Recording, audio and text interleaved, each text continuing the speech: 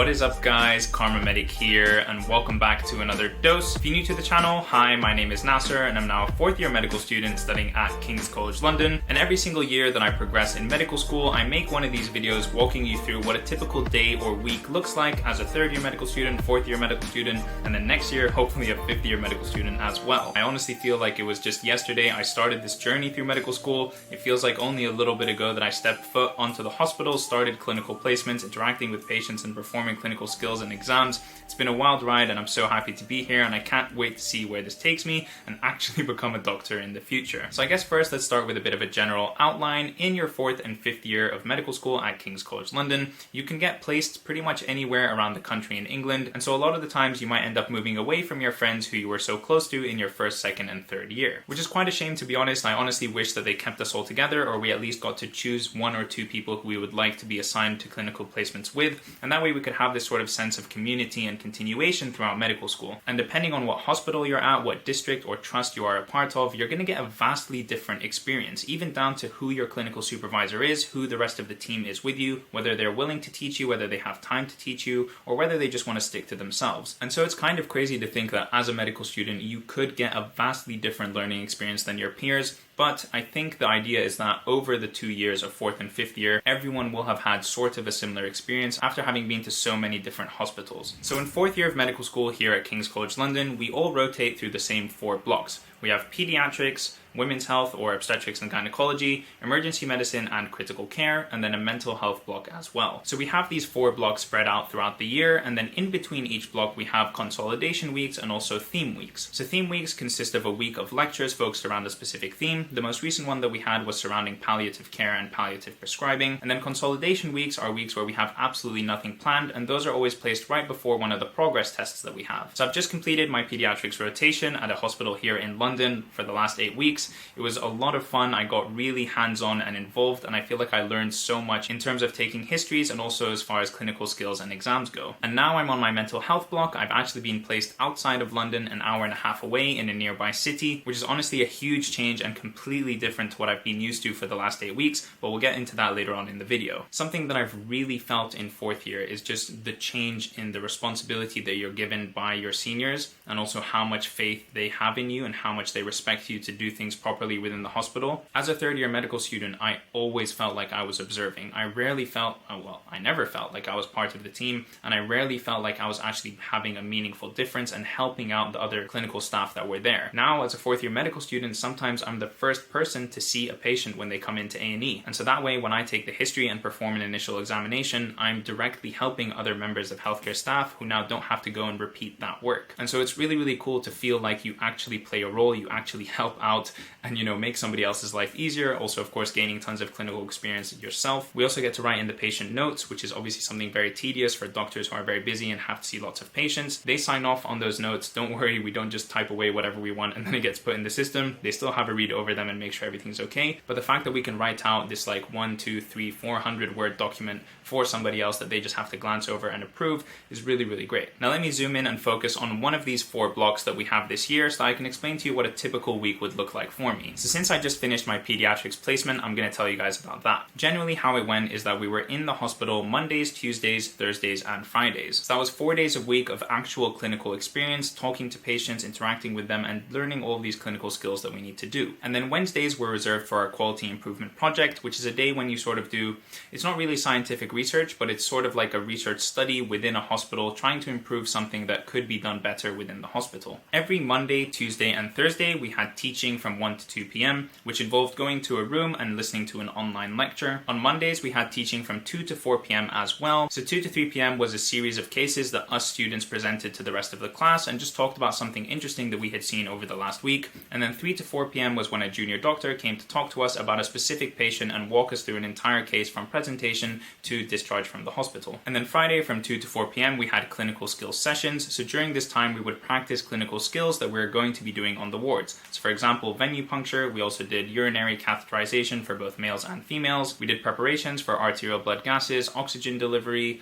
blood cultures, suturing. We did a whole bunch of things just to get that practice in so that we can learn to be more comfortable doing it on the actual wards. So my pediatrics rotation was 8 weeks long, and for each one of those weeks we were assigned to a different ward or a different part of the hospital and got to experience something completely different. My first week was in the outpatients clinic where I sat in on allergy clinics. I had a rapid access clinic, ophthalmology clinic, orthoptics clinic as well, I think is what it was called, epilepsy clinic, learning disabilities, so all kinds of different presentations and patients. Generally with clinics, you sit in one room, you see one patient after another, and I found that it got a little bit monotonous, especially for orthoptics and the optometry clinics that we were doing. I didn't really enjoy those at all. But when I was in the rapid access clinic, my clinical supervisor, who happened to be the consultant that I was sitting in with, he gave me full control over the situation. I sat in the doctor's chair and I asked all the questions. I even wrote to the patient notes myself in the folder. And then of course at the end of my consultation, the doctor stepped in and asked anything he felt needed to be asked, and he did all of the management and treatment. But it was amazing to be given that much responsibility to sit in the doctor's chair and act as if I was the doctor. So for that day when I sat in the clinic, I think I took the patient histories from 8 different patients. I really was exposed to quite a lot of different scenarios, and I got to practice my clinical skills quite a lot. But then for something like the allergy clinic, honestly, I was mostly just watching and mostly just shadowing, so I didn't get as much out of that experience. And even though I always put myself out there and offered to take patient histories, offered to do clinical examinations, and offered to help as much as I can, if your senior just says no or there isn't really anything for you to do, then you're kind of just stuck. And at that point, probably what I should have done, honestly, is just left that clinic and gone to pediatric A&E or another ward and just done something that might have been more useful with my time. But I don't know, I just sat in those clinics and I wanted to gain the experience from that specific field of medicine. But anyways, you live and you learn. Then my second week in pediatrics, I was on the neonatal intensive care unit.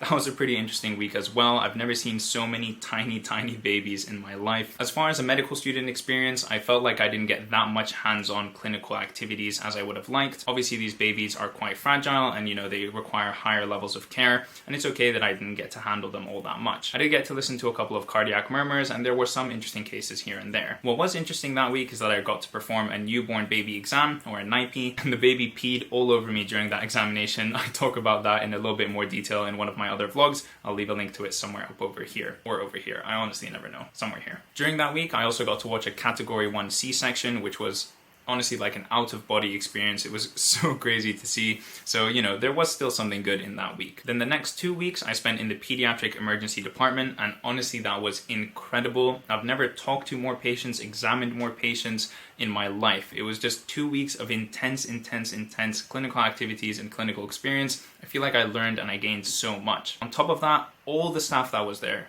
honestly every single one, wanted to teach me, they wanted to show me things, they wanted to let me do the history taking, they wanted me to examine, and I honestly can't be more thankful for being surrounded by those types of seniors who want you to learn and who push you to learn. I really felt like I was part of the medical team, and it was an amazing feeling. So hopefully that gives you a little bit of an idea of what my days were like, what my different weeks were like in my pediatrics placement. It really does vary so much down to which hospital you're in, what ward you're on, who you're surrounded by, and what patients come in and what you get to see. But that's part of what's amazing about medicine, is that it's so incredibly varied and you almost never know what's walking through the door. Obviously on a pediatrics ward, we know that children under the age of 16 are going to be coming through, but you really don't know what they're going to be presenting with, especially in A&E. So on Mondays, Tuesdays, Thursdays and Fridays we have clinical placement, and then Wednesdays are dedicated to the quality improvement project. So this project is where we go to the hospital and we identify a problem, and then we propose a solution for that problem, implement that solution, and then collect data before, during, and after in order to see if our implemented solution did anything. This is actually a decently time-consuming project. I know it's only supposed to take 1 day a week on a Wednesday,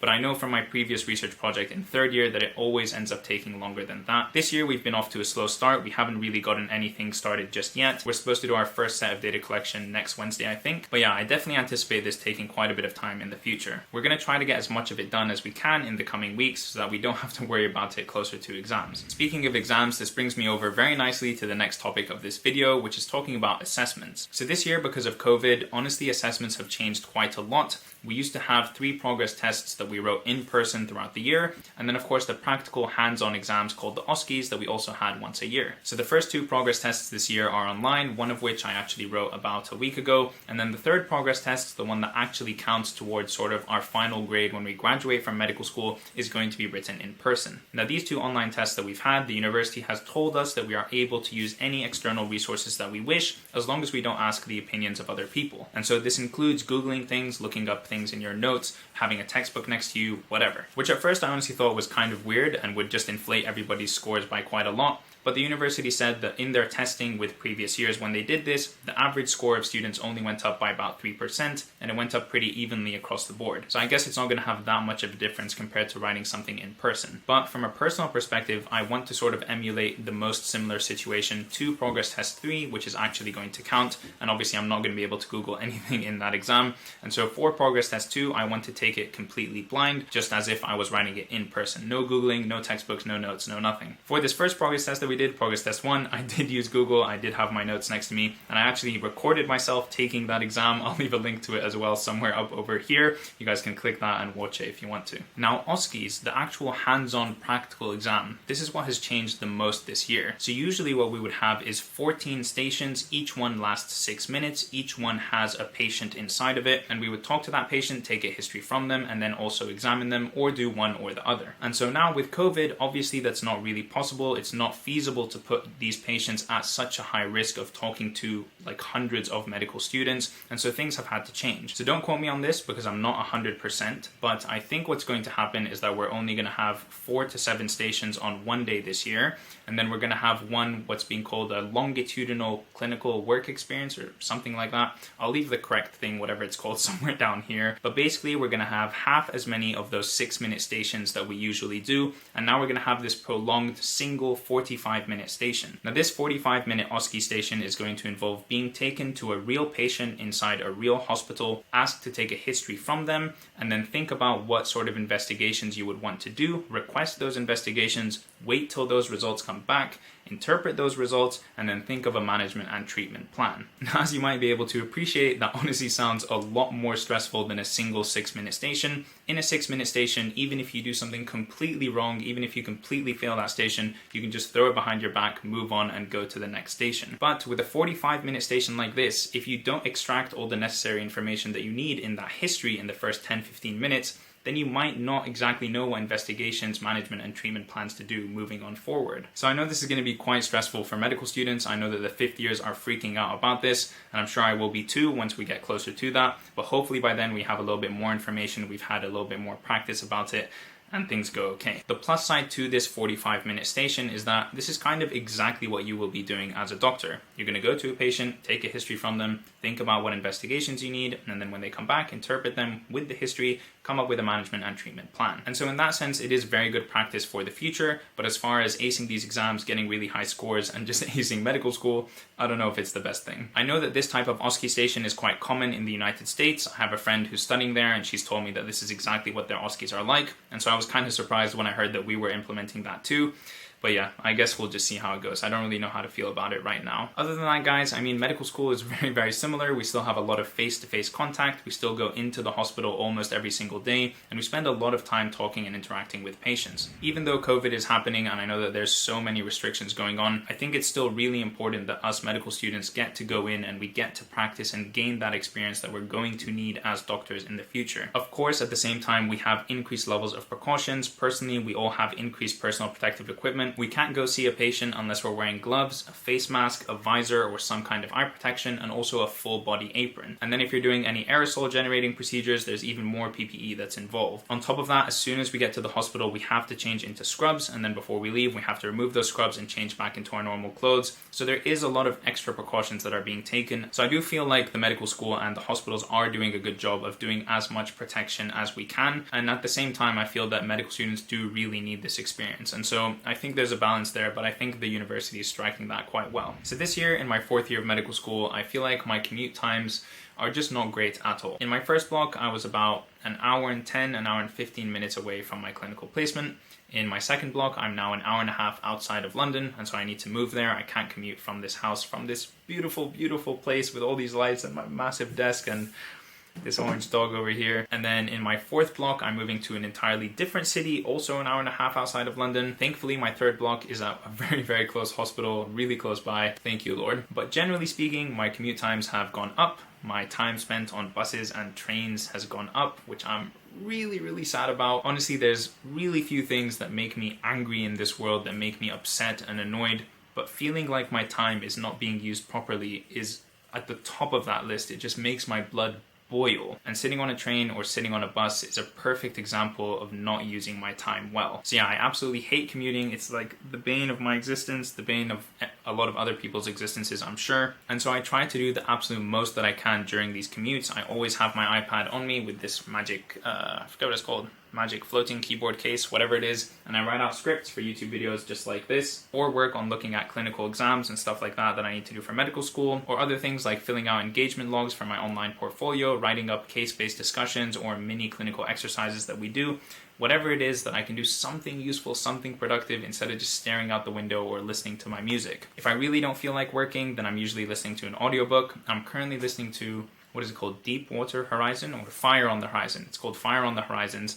And it is the story of the huge oil rig that went up in flames. I think it was the one that was attached to BP. I'm actually not sure, but it was called the Deepwater Horizon oil rig.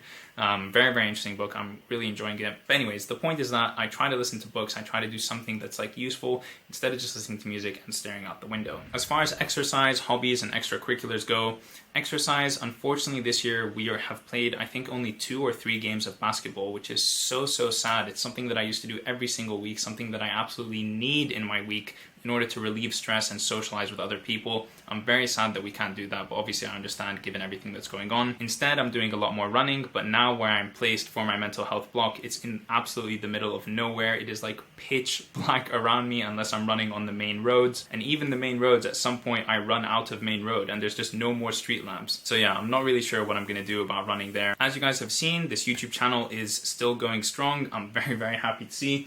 Knock wood, as always. I'm still making videos every single week. I'm still enjoying this hobby so much, and you guys are watching the videos, you're liking them, interacting with them, and that just makes me really happy. I feel so privileged to be able to do this as a hobby, something that I actually enjoy and something that other people find value in and also find useful. So I'm just really happy with this whole YouTube situation. With the increased amount of clinical time that we have this year and with my longer commute times, I am feeling a bit more stressed in terms of doing these YouTube videos every single week. I'm still able to do it, I'm still managing my time, but I feel like it's definitely becoming harder and harder. So yeah, I try to squeeze in as much YouTube time when I can when I'm commuting on the train or I'm in the bus, or like I find 5-10 minutes of downtime here in the house. I try and do as much as I can whenever I can. As far as social life goes, I feel like it's as good as it can possibly be given the situation that we're in. Depending on whether London is in lockdown, what the current rules and regulations are, I either can or can't see my friends in different types of environments. So we just try and do as much as we can within the restrictions that we have. I'm so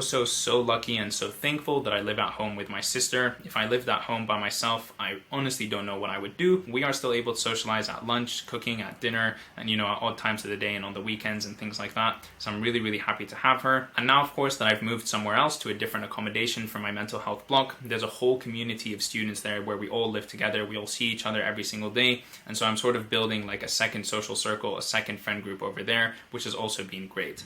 So yeah, guys, I don't know. I think that's it. I think I've blabbered on for 35 minutes now, so that should be enough to give you guys a good insight into what fourth year of medical school is like here at King's College London. It kind of feels like more of the same, but we have this increased responsibility. We do have an increased workload as well.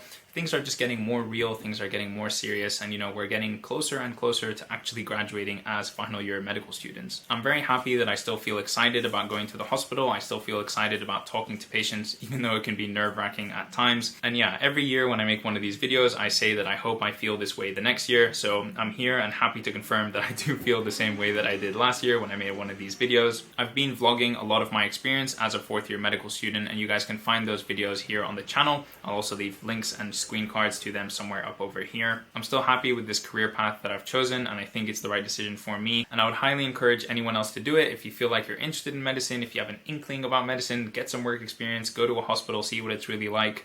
I'm in my fourth year and I'm still very happy with all the choices that I've made. I need to touch wood after saying that. That is a big statement. And alright guys, I think that's pretty much it for me. I hope that you found this video useful. If you did, please don't forget to leave a like on it and also subscribe to my channel to see more content from me in the future. And I'll catch you in the next one. Peace.